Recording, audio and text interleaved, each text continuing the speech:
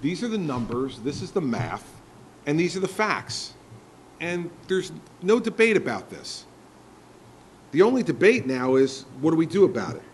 If the state doesn't step in and deal with the cost side of the equation, the hope of the Assembly Speaker and the Mayor that this problem will be magically resolved by the pilot bill alone is just wrong.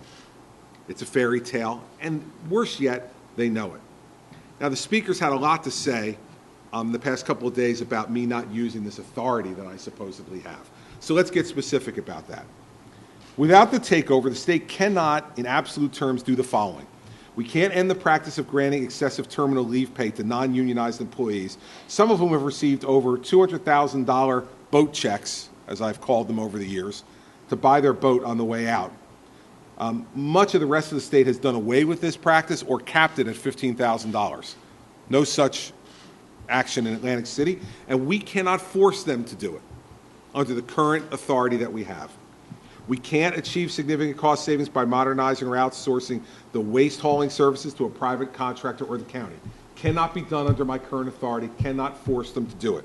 I cannot eliminate their Platinum Plus Plus health insurance plan that was done away with for active state workers nearly 20 years ago.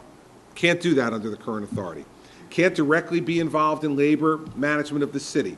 Instead, I'd leave it to city officials who have continued to permit these overly generous coverages and benefits, grossly excessive health benefits, and out-of-touch terminal leave. Now, we can't take steps that may be necessary to renegotiate with the city's public sector unions to get these exorbitant costs of the city's workforce out of control. The current set of laws does not give me the authority to do that. Now, the new collective bargaining agreements that the Speaker claims the Director of Local Government Services has the authority to approve are still subject to arbitration awards, and the Speaker really dishonestly quoted the law when he stated the Local Finance Board can authorize the fixing of hours and terms of employment for all municipal employees. That's where the Speaker ends the quote. Here's the problem.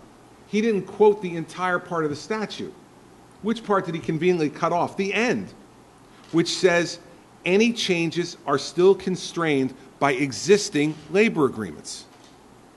So if they don't want to agree to a new agreement, the old agreement stays in place and we can't do anything to change the old agreement. So yeah, we could fix hours in terms of employment for all municipal employees as long as they were consistent with the existing agreement, which is what put Atlantic City in this spot in the first place. So the Speaker needs to read the whole statute, which I think he did, and stop the partisan Office of Legislative Services from writing these kind of BS memos that they put out